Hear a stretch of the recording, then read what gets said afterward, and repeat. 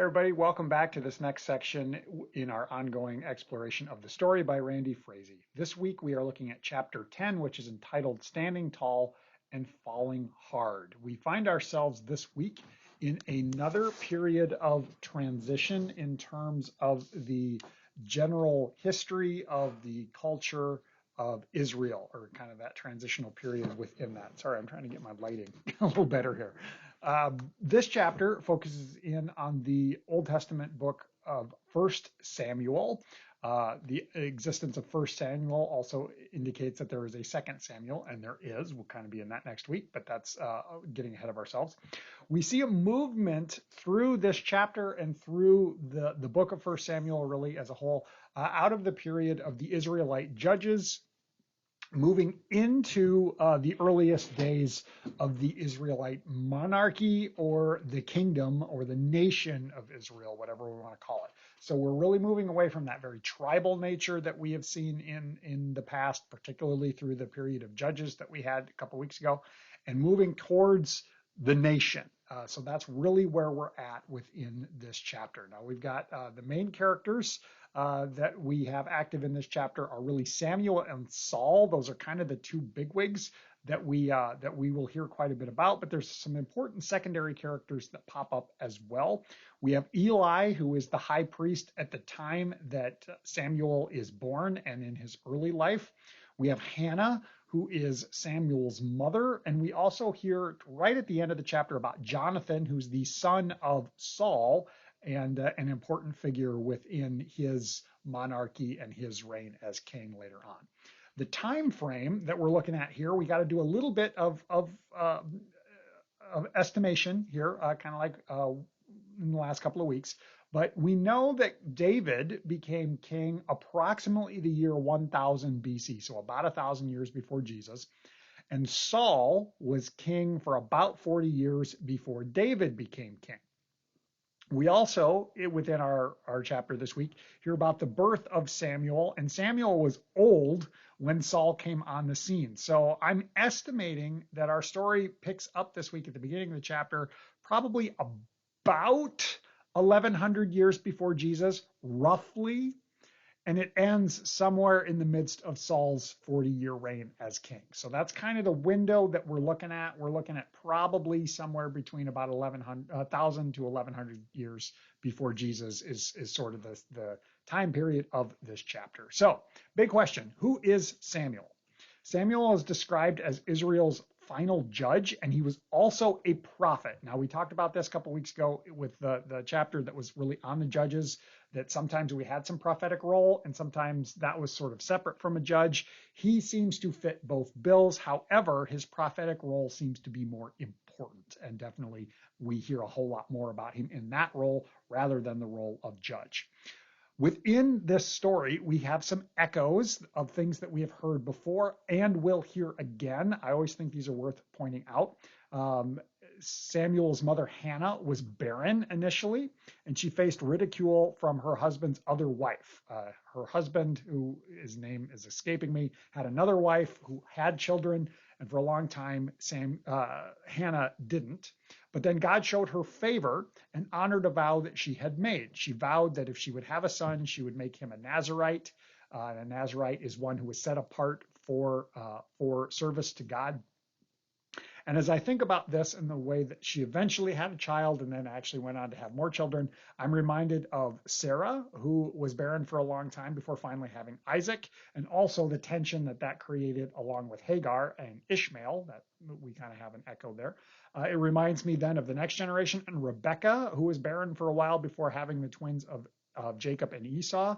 And it also sounds a bit like Elizabeth and John the Baptist, though that's a preview. That'll come later. That's another situation of someone who was barren who eventually had a child that was important.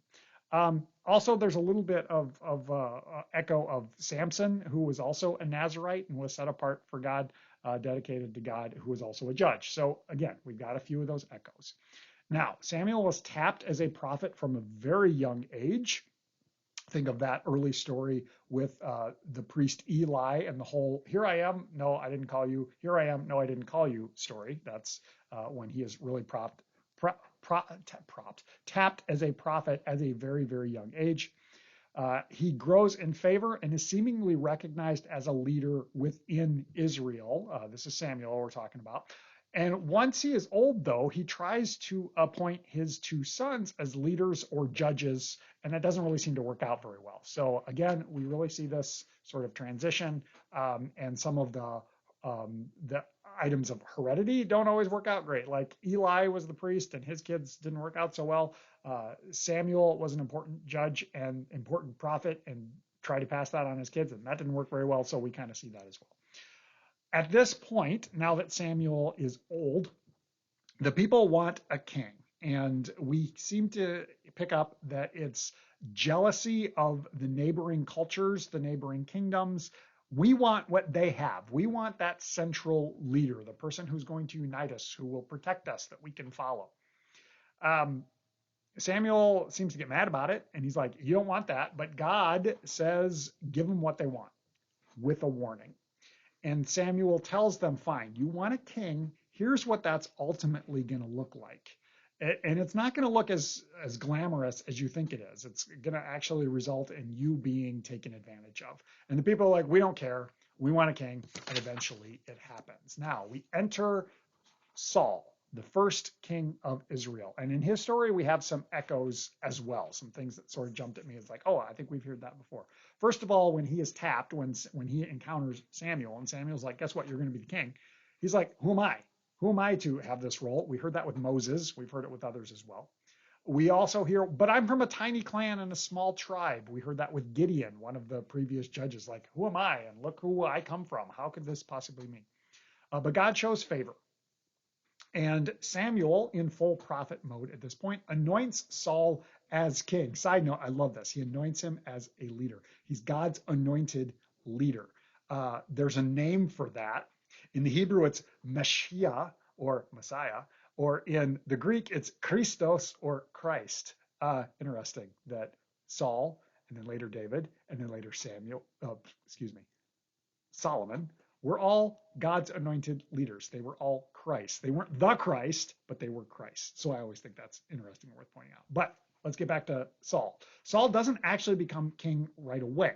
So he's anointed, and then he kind of goes about his life again for a while. And then later on, all the people seem to be gathering, and they're like, where's the king? We're supposed to have a king. We want a king. And they start throwing lots, and they taper it down until the lot falls to Saul. And they're like, cool, you're the one who's supposed to be king. And he still doesn't become king right away, which is weird. There's some weird timing situations here. But it's not until the outside danger of the Philistines really comes in and threatens the people that he proves himself capable as a military leader that they finally, quote unquote, make him king.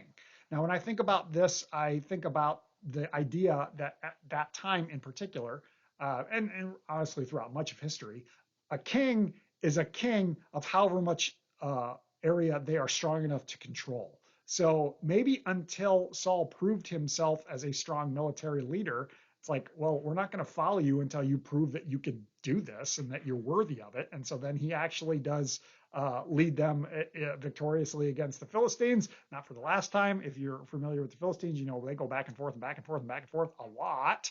They already have through the period of Judges, and they will continue to.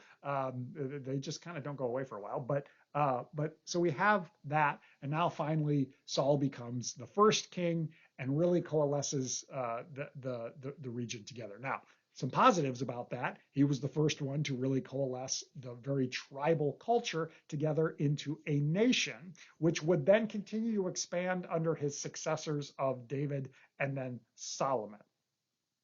The negative aspects of Saul, he was really, really paranoid. And he saw a lot of people as a potential threat to him, including David. We'll see a lot of that in the next chapter. He was also very impatient. He was also very wishy-washy. He would make decisions or he would make promises and then he would promptly flop on them. So even though he was a king for a really long time, which indicates that he was probably a really strong leader and powerful in that right, and successful in a lot of ways, he still had a lot of issues. And we hear about a few of them in that he doesn't really follow what God desires for him within his leadership. And so we hear through Samuel, God is going to take the kingdom away from you and give it to someone else, aka David in the next chapter. So that's a lot of what's going on there. Now, as per usual, I want to talk about the stuff that I find to be a little bit problematic, though today it's a little bit different in that it's not so much problematic as we see a bit of foreshadowing and overarching warning of things that have occurred and will continue to occur. The Israelite culture became a culture in Egypt as slaves. We talked about that early on in like chapter 2 or chapter 3 maybe, whenever it was. God's constant warning following the Exodus and the direction is don't do that. What you saw in Egypt, don't do that. Don't oppress others. Don't centralize power into a person who will be corrupted by it. Don't become the new Egypt. Don't become the new superpower. You're supposed to be a blessing for the nations, not terrorizing or exploiting the nations. And yet, over the course of the next 3 generations, really beginning with Saul, and then continuing with David, and continuing with Solomon, that is exactly what happens.